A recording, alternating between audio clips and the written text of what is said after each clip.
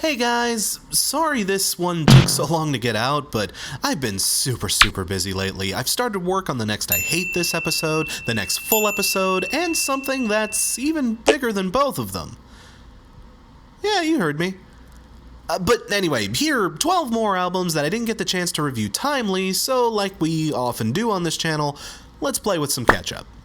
But first, let me address a few smaller items. A, why isn't the new Tegan, Sarah, Red Hot Chili Peppers or Tragically Hip on here? Well, as some of you might know, all of these bands are in my top 10 favorites list, so I wanted to devote proper time to their reviews. Some of them really need it, so that's going to be coming up in a 3-for-all episode. I'll try not to dally too long on getting that one out. B, why isn't the new Death Grips on here? Well, guys, I listened to it, but remember on my live stream when I said I didn't really get Death Grips? Well, this album didn't really help matters. Look, I don't know, guys. It's kind of out of my jurisdiction. I don't feel like I could give the best review here. I mean, there's already a rap critic out there. Go bother him about it. Item C, why isn't blank album on here yet? Well, like always, I just probably haven't had the time to get to it, you know? The year is far from over, and I always try to do at least a few of these a year, so sit tight and shoot me a request, or even better, a Patreon request, and you might get to see it. Okay, cool. We good? Review Death Grips! Oh, for fuck's sake. Number 1. Killswitch. Man, it's kind of a shame we've gone this long without really going in depth on these guys, isn't it? But damn do I love this band. Well, I guess I should add an important caveat to that statement. I loved the Howard Jones era of Killswitch. End of Heartache and As Daylight Dies are some of my favorite metalcore albums. Hell, I even like the second self-titled. I feel like this band was never more in its proper groove than when Hojo was behind that mic, you know? Though that's nothing against Jesse Leach, necessarily. I'm sure he's a nice guy, and he's certainly a talented vocalist in his own way, but it's just hard to top perfection, you know? I will say on this album, though, that Leach is slowly starting to win me over. Disarmed to the Scent, his first album back with the band, left me a touch cold. It was a little slow and meandering, but they've learned their lessons from that album and kicked things up quite a bit for Incarnate. Tracks like Alone I Stand, Quiet Distress, and The Great Deceit really do a great job flying off the handles and never letting the core half of metalcore envelop things too much, and I appreciated that. Though all that having been said, I still wasn't exactly head over heels for this. I mean, some tracks do still fall into that meandering, too formulaic for its own good sort of Killswitch way. I mean, let's be real, even good Killswitch can find itself doing that from time to time. But if you're a Killswitch faithful and you're not as nitpicky about Jesse Leach as I am, I'd say this is probably one of the best Leach albums we've gotten to date. Seriously, go pick it up. Though, speaking as a Hojo fan, that might not be too big of an endorsement here. Incarnate gets 3.5 incarnations out of 5.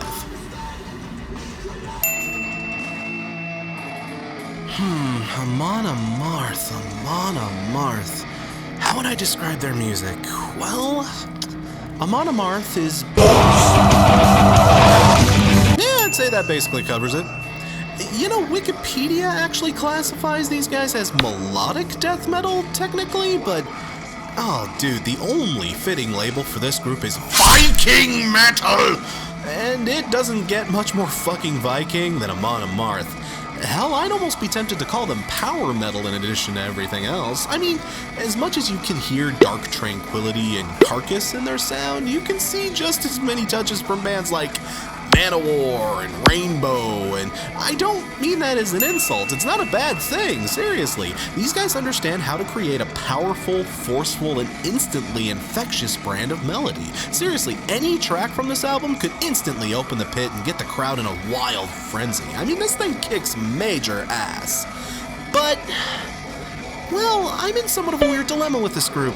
See, if this were a critical condition episode, I would probably be a little bit more generous to this band, since that's an exclusively metal show for an exclusively metal audience, but we're on the rock critic here. I know some of y'all ain't metalheads. Some of y'all are punks, or emo kids, or goths, etc., etc. To a metal fan, this is an easy sell. It's great, go buy it. But if I tell you non-metal guys, this is a 90%er, then some of you are gonna pick this up and laugh your ass off at it. God, let me put it this way. See, when I said Viking metal, I meant Viking metal. Full Viking metal. The lyrics are intentionally written in that overly melodramatic, overly chest-poundy style, and if you aren't in the right mindset to roleplay with the music, there's a chance you'll think this thing was written by Strong Bad. I mean, seriously, some of these lyrics sound like the kind of thing Brendan Small would write in Metalocalypse as a joke. Look, I'm imploring you, less than metal types, be open-minded if you're gonna give this one a try. Yeah, the whole Hagar the Horrible thing might not be your shtick, I understand that, but the music more than makes up for it. And before some of you other metalheads get on my case for all the preemptive warnings, look, let me put it this way, have you ever exposed your friends to a band like Ailstorm only for them to think it's the funniest goddamn thing they've heard in years? Yeah, I'm trying to dodge that particular bullet here. We can agree Amon doesn't deserve that kind of ridicule, right? Jomsviking gets 4 out of 1. Ugh, God. Yeah, we're reviewing this thing. God, now you guys understand why I put so much heavier metal up front. Yeesh. Okay, full disclosure, as you can probably tell, I've never been a particularly big fan of Asking Alexandria. I remember I heard a few tracks off of Death to Destiny back when that came out, heard nothing but beep boop boop boop beep boop auto-tune bullshit, and realized that me and Ms. Alexandria just probably weren't going to get along. And I'm the metal guy that actually stands up for keyboards and electronica and metal, so that's saying something. Hell, I even liked Bring Me the Horizon for fuck's sake, but even I have my limits. I did listen to more of their back catalog for research, though, and I can easily say Danny Warsnop is one of the worst goddamn clean singers I've ever heard. God, I understand why their producers lean so heavy on that auto-tune, Jesus. But for this album, the band has a new vocalist, and I can say that as much as can be told, Dennis Stoff wipes the floor with Warsnot. He's at least able to reach those higher notes effectively, and he's got a pretty rich scream, all things considered.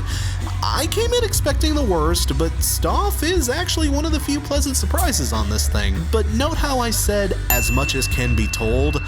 Look, this album still possesses pretty much all of the tropes that make Asking Alexandria insufferable to me. Even though Dennis doesn't need it nearly as much as Danny Boy, his voice is still smothered in electronic assistance, we'll call it. And the same goes for pretty much all the instruments. I swear at least 75% of the drums on this thing have to be samples. Nothing about them sounds organic. Nothing about any of the instruments sounds organic. It's just so overproduced. Hell, I don't know how much of this album belongs to Joey Sturgis and how much belongs to the, band. Holy shit, does this thing get stupid in places. When I Won't Give In and Sometimes It Ends came on and those interview clips came on, I rolled my eyes so hard I could see my medulla oblongata giving me the finger. Not singing, mind, not screaming, not even spoken word, just audio clips taken from some random ass interview where the dude just calls Danny a twat. God, I'm glad we can agree on something, but this is not how you do it, guys. Carly Simon had You're So Vain. Tupac had Hit 'Em Up. You guys have this bullshit. How about the next album, you just give us a post from your Tumblr or something, for God's sake. This is a band that clearly still has a lot of growing up to do, but I will say that I did see the smallest bit of potential here, like a single blade of grass just barely cracking its way through the concrete. There might actually be something noteworthy here, though I wouldn't be surprised when their next producer just asphalts over everything again in Pro Tools. Ugh. The Black gets 2.5 pacifiers out of 5. So here's an album I got a few requests for, and truth be told, I went into this one completely blind. I looked up some information on them, and most people classified them under that ever-so-vague post-hardcore label, and I figured given the generic label, I'd be in for a generic experience, you know? I mean, what even is post-hardcore these days? If you can describe to me what post-hardcore is in less than 7 words, I owe you a cookie. So I went into this album, assuming it probably wasn't gonna knock my socks off, and that's what I get for assuming! Bad Crash! That's a bad crash! We know better than that! Bad Crash! Holy fucking shit. Okay. At the Drive-In fans, do you need something to satiate your need until that new ATDI album that I foolishly said would never happen a while back actually drops? These guys are your huckleberries. Holy hell, this is prog punk of the highest fucking grade. I mean, it has the edge, sharpness, and intensity of the thrashiest punk rock out there, but it also has the most intriguingly complex and gorgeously arranged instrumentation, the likes of which I haven't seen since 2000. The guitar work is noodly and extremely riff-heavy, flying over verses like a goddamn firework and exploding into thick, juicy breakdowns of complex chord work. The bass is thunderous and equally as fluid and flexible as the guitar, and the drums are pounding along in an extremely complicated beat structure and non-traditional time signatures. It's almost like if jazz did a line of cocaine. It's fucking brilliant. While listening to this thing, I simply had to do more research and figure out what their deal was, and my jaw practically broke through my desk when I found out they were a trio. Seriously, a goddamn trio! Most bands need at least 5 people to make their sound this rich. I'm without words. Seriously, listening to this had me feeling like all those people in Cleveland back in 1975 when WMMS first played Working Man. It's just beyond impressive. And apparently, if you go to the band's website, you can get 2 versions of this thing for free! I'm not kidding, go try it. Hell, I'll leave a link in the description. Go for it. Guys, get this album. You have no excuse. More people need to be talking about this thing. Okay, homework assignment. Since the album is free and the band's just giving it away anyway, I want you guys to get yourself multiple copies and give them to your friends. Hell, leave them in random places for strangers to pick up. I mean, if shitheads can still leave chick tracks all over the place, you guys can at least litter with something that people will actually enjoy, you know what I mean? Okay gets 5, way better than okays, out of 5. Now here's another band I'd love to say is secretly brilliant. I mean, The Amalgamut is seriously one of the best nu metal albums you've probably never heard, and I'd like to say that Filter didn't deserve the reputation that they ended up getting, but that would make me a dirty, rotten liar if I did. Look, real talk, apart from The Amalgamut, Filter just hasn't really done too much all that interesting. I've been waiting for them to recapture that magic, but it just hasn't happened, and here it really hasn't happened. In fact, I feel like this album is actually somewhat of a step back from Sun Comes Out Tonight. I mean, some people lamented that album's more mellow vibe and are more welcoming to this album's more aggressive, industrial, back-to-basics feel, and I can see where they're coming from in that sense. I mean, Richard Patrick originally started in 9 Inch Nails, and this is the most old-school Rick Pat we've gotten since those super early days. But the thing is, this album is just, it's too industrial. It's a bit too atonal and sludgy. For those of you looking for a take a picture or a where do we go from here cut, you're not gonna get it. But it's not like Patrick can't pull off the super heavy shtick effectively. I mean, in individual moments like Pride Flag and Take Me to Heaven, it does work fairly well, but the album as a whole is just proved to be way more of a chore than it should be. I mean, it needs those take-a-picture-y sort of slower moments to kind of break things up, and as it is, it's just kind of monotonous. Look, the thing is, I know that Filter is capable of so much more range and melody in this. I don't blame them for mixing things up, especially given the last album's admittedly undeserved lukewarm reputation, but I feel like it was just a bit too much in the opposite direction here. As a result, I just didn't have that much fun with it. I'm sorry, guys. I still believe Patty Boy's got it in him, but for all of its bright spots, this isn't it. Crazy Eyes gets 3 astigmatisms out of 5. Okay, I'm sorry, but number 1, fuck that title. I'm calling this album Davey from here on in, okay? Okay. Now, truth be told, I'm not the biggest Rob Zombie fan necessarily. I mean, don't get me wrong, stuff like Dragula, Living Dead Girl, Never Gonna Stop Me, etc. They're all mandatory listening, and the old White Zombie stuff goes without saying. It's excellent. It's just, post Sinister Urge, I've been kind of a fair weather fan, really. I wouldn't say Zombie's ever truly disappointed me. I mean, the worst thing he's ever really done, apart from that abortion of a Ramones cover, is probably just that one Daredevil song. You know what I'm talking about? Do any of you even remember that? Seriously, look that up if you don't. It's good for a laugh. Though I do feel like Davey here is a good continuation of Zombie's legacy. The Life and Times of a Teenage Rock God and, well, everybody's fucking in a UFO are enjoyable snippets of the old Super Beast, and with a few small exceptions that I'll get into in a minute, I was pretty happy with this thing. It wasn't knock your socks off revolutionary or anything, but it was everything I would have asked for in a Rob Zombie album. Oh boy, I thought to myself, Davey's really starting to impress me. I can't wait to hear what's next. And then the album ended. Wait, that's it? Yeah, see, as much as I liked the majority of this album, my biggest complaint is that there's not enough of it. Hell, there's barely 25 minutes of actual music here. This is a 31-minute, 12-track album that has 3 1.5-minute tracks of just dicking about. That's a quarter of the album, for fuck's sake. Spent masturbating. It left me wanting more, and not in that particularly good way. The album feels anemic. It certainly has some nice meaty chunks, but overall it makes for a very thin stew. It feels more like an EP than a fully fleshed out album, and for a guy that's all about flesh, that's kinda disheartening. But I feel like most Zombie fans won't care either way. I mean, what's here is good. It's just, god damn, I wish there was more of it. Davey gets 3.5 Oliver Twists out of 5. Oh boy, now here's an interesting case study.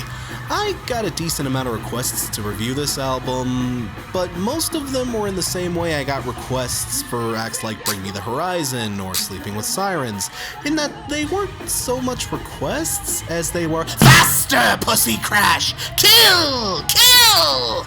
Ugh. Look, guys, you know I'll tear an album to ribbons if it truly deserves it. I ain't one to pull punches, but I'm also not your personal attack dog. I mean, I'm just saying, always be careful if you're gonna sick me towards something you hate, because there's a decent enough chance that instead of tearing off limbs, I'll enjoy a nice little tummy rub instead. And that's basically what happened here. I had people ask me to review this assuming I would hate it, but no, I rather dug the new Pierce the Veil. I got nothing but love for these guys. Vic Fuentes has a very nice tenor vocal delivery, and the song structures and composition are pretty solid overall. It's still in that post-hardcore vein, the less experimental, more just kind of mainstreamy post-hardcore vein. God, isn't that a weird phrase? But hey, there's nothing inherently wrong with that. I mean, as long as the riffs are tight and the songs are catchy, who cares what radio station is playing it, you know? Songs like Texas is Forever and Circles really bring forth a lot of energy and confidence, while tracks like Floral and Fading and Gold Medal Ribbon show these guys can mix things up a wee bit when they have to. It's not stellar, truth be told. I would have loved to see them step outside their comfort zone a wee bit more, and the album did feel a touch long by the end. But as post-hardcore of this stripe goes, I had way more fun with this than I had Who Asked Alexandria. And I really don't get why some people wanted to use me as a on this one. I mean, is it just because they're a slightly younger, more mainstream group? Come on, you guys should know by now that trick isn't going to work on me. I mean, for God's sake, the older generations grumble on and on about how we need to pass down our musical legacy to the next generation. But once the next generation actually starts to build a legacy of their own, we're the first to say, "No, not like that!" Me. Jesus Christ, some of y'all are worse than the fucking baby boomers. Chill, people. This album's pretty good. And like our grandfathers once told us, the kids are alright. Misadventures gets 4 Who singles out of 5. Well, okay, but surely you hate this band, Crash, right? Well, I can see how you might think like that. I mean, I'm really not a big Motley Crue fan, and I especially can't stand the solo refuse that guys like Vince Neil or Tommy Lee put out from time to time. I mean, Jesus, the less said about Methods of Mayhem, the better, okay? But 6 AM, weirdly enough, never gotten on my bad side. In fact, when I'm in the mood for it, I rather like Nikki Sixx's little alt-metal Just Say No commercial, you know? The thing is, all of the other Motley Crue stuff out there has trouble escaping from their core band's tropes, or rather their core band's main trope, that being knuckle-dragging stupidity. Sixx, at least on his 6 AM catalog, actually seems like he pours real thought and genuine insight into his songwriting. I mean, it's like he's actually trying to write music as opposed to odes to pussy and crank, you know what I mean? And I know you'd think the last thing you'd want a member of Motley Crue to do is take themselves seriously, but Sixx is actually a surprisingly decent songwriter.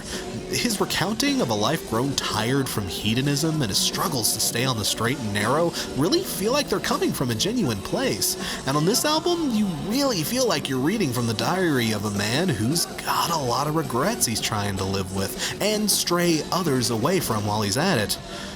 Or a heroin diary, if you will.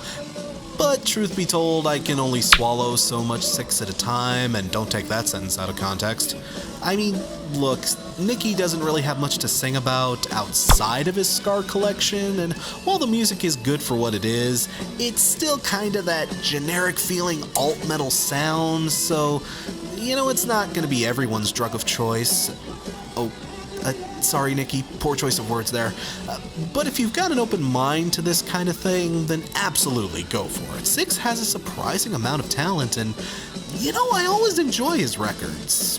For what they are. Prayers for the Damned gets 3.5 Dare t-shirts out of 5. Woo! Alright, yeah, where are my Let Live fans at? Okay, that needs to change. I first heard about these guys when I saw that they were going to be touring with Killswitch and Rise Against last summer. God, I wish I was able to get tickets to that show. I figured if they were good enough to earn the recommendation of those 2 acts, then surely there had to be something there. Damn it, why don't more bands come to Indiana? I swear, it's just our governor and Bobby Knight that are twats. Most of us are really lovely people, honest. Anyway, the new album kicks major ass, and I strongly recommend it as a jumping on point for those of you that are new to the groove. The instrumentation is furious and varied, the lyrics are politically charged and right up in your face, and vocalist Jason Butler has a ridiculously wide range of deliveries and charisma oozing out of every orifice. You know, just the kind of thing that's right up my alley. But what kind of sets these guys apart, on this album in particular, is their sense of atmosphere and scene building. These guys know how to slow things down in just the right ways to make things emotionally charged, or anthematic, or heartbreaking, or whatever. These guys have really learned how to build tension in their songs, and have learned a wonderful sense of ebb and flow, control and release, hype and follow through. I mean, actual follow through. There really aren't too many people I wouldn't recommend this album to. It's a bold and crazy experiment that totally works, and I'd love to hear more like it. Ironically enough, the only people who might have some issues with this album are, well, previous Let Live fans, believe it or not.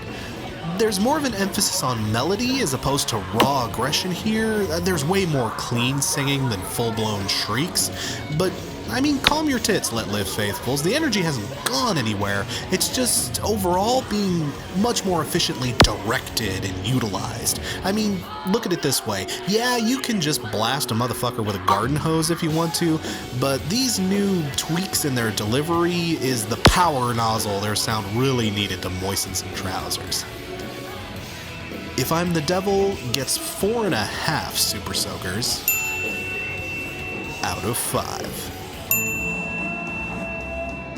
Oh, hell yeah! Thrice! One of the most notable and respected bands of the 2000s era. Dude, Crash, you love 2000s era screamo and pop rock. You're probably a Thrice aficionado, right? As long as you don't ask me too many questions outside of Artist in the Ambulance, sure, yeah! Look, I don't know what my issue with Thrice was. I don't know why it never clicked for me, but outside of Artist in the Ambulance, yeah, nothing this band ever did really tempted me to go back for... what comes after Thrice? Forzies? Thrice? I don't know. Yeah, when it comes to this band, I'm probably one of the most fickle fans you'll ever meet. I had no reason to believe this album was going to knock me on my ass. But, oh, god damn it! It happened again! I have got to stop doing this to myself! Okay, look, I love this album. I love it, love it, love it, love it, love it! In fact, it was a tough as hell call as to whether I should have saved this for the end of the episode top spot or the one I eventually chose. God knows it was close. Let me go ahead and spoil another thing for you. This will definitely make my best of the year list. Probably high, too. So why all the love? I guess because of just how not Thrice this album sounds. I mean, this album is very gritty, very dirty, raw, and unpolished, and look, I mean those as compliments, okay? When we're talking about rock, those are compliments. When we're talking about fingernails, it's a different story.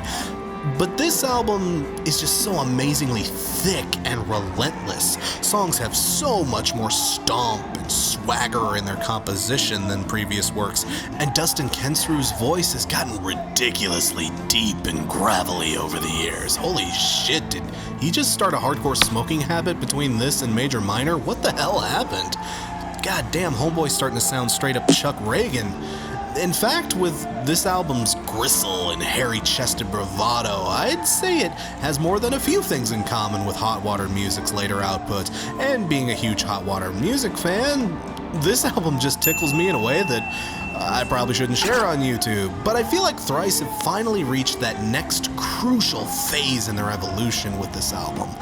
Maybe some of the old school fans will feel like it's a bit too much of a departure, but look, speaking as someone who wasn't a big fan, a departure was exactly what these guys needed. And holy God, for the first time in years, I'm actually looking forward to the next Thrice album.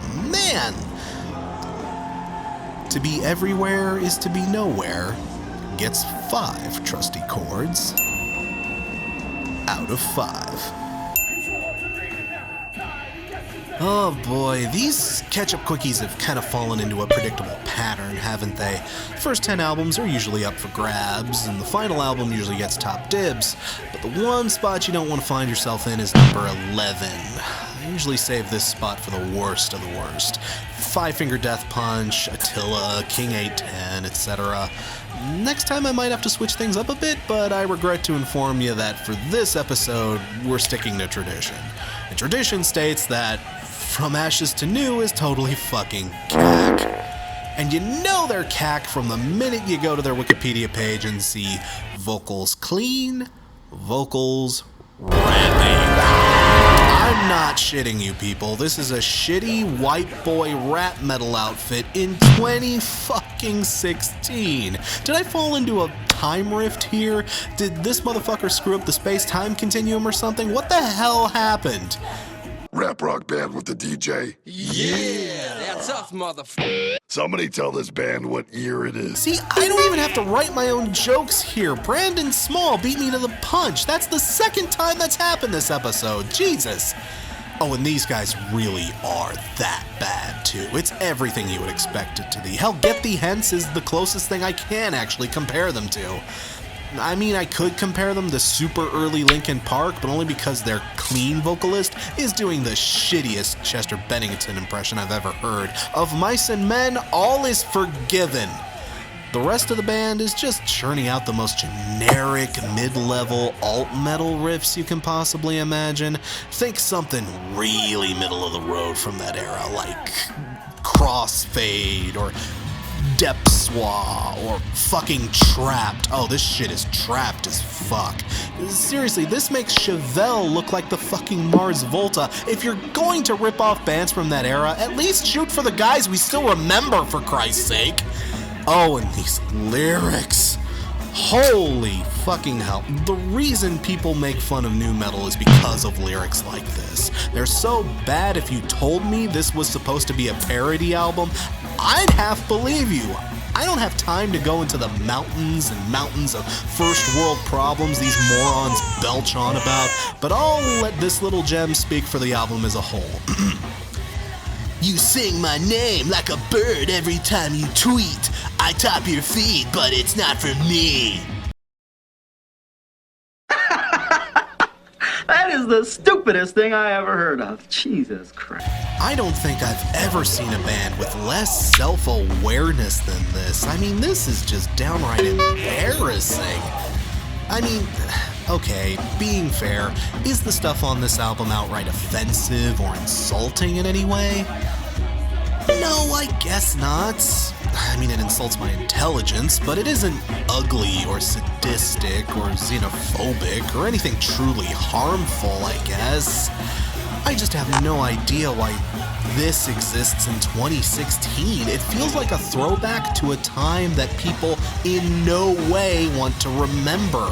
This album is that kid who says that high school was the best time of his life and still wears his old football jersey in public. Look, dude, you're 35 years old. Everyone moved away from your hometown. Grow the fuck up already. God damn. Day one gets 1.5 pairs of Jenkos out of 5. Look, I warned you guys I was probably going to talk about this album at some point, and now we're finally here.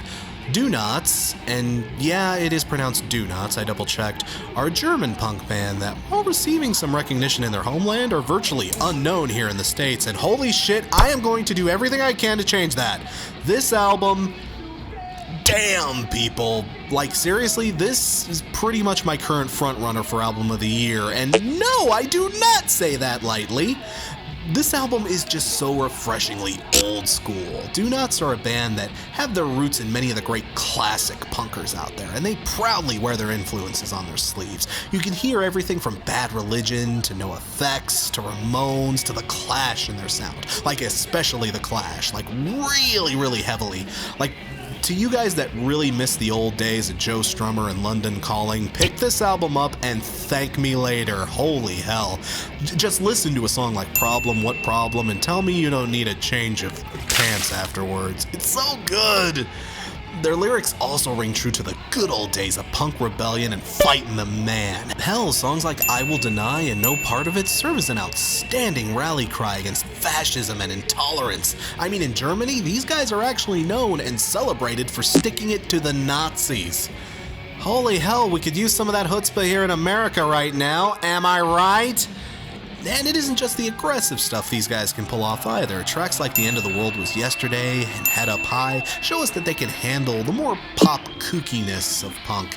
And songs like Better Than That, No Matter What, and Camden Station 1am, God, especially Camden Station, show us that they can do slower, more ballady stuff too. It's great. And, how do I even put this? Have you ever heard a song that's just you? I mean, a song that when you hear the lyrics, it feels like the singer is talking about you personally. Like somehow this stranger who lives miles or even oceans away somehow reached into your personal psyche, shuffled around inside your head for a bit, and pulled out a piece of yourself to show back to you. A song that speaks to you on such a level that it helps you kinda understand yourself a little bit better for hearing it. Do you know what I'm talking about? Guys, for me, Stray Dog. Guys, if there was ever a song that was just me, it's Stray Dog off of this album. Just... Look, for a band whose first language isn't even English, that's beyond impressive. Holy shit! The thing is, I could go on and on and on about this album, and I inevitably will when it ends up on my best of the year list. Like I said, this thing has a damn good shot at making #1, but guys, Donots are easily one of the best secrets that Germany have been keeping from us, and I want to do everything in my power to get more people hearing this album. It's on Spotify, give it a stream. It's on iTunes, give it a purchase. This is probably one of the best albums you haven't heard, unless you're German, I guess, and even then, that's a different version. Look, you'd be doing yourself a horrible disservice to at least not give it a try. Seriously, show these Germans some much-deserved love. Germany, their music scene is a lot more than 99 love balloons. Carajo gets 5 Nazi punks fuck off out of 5.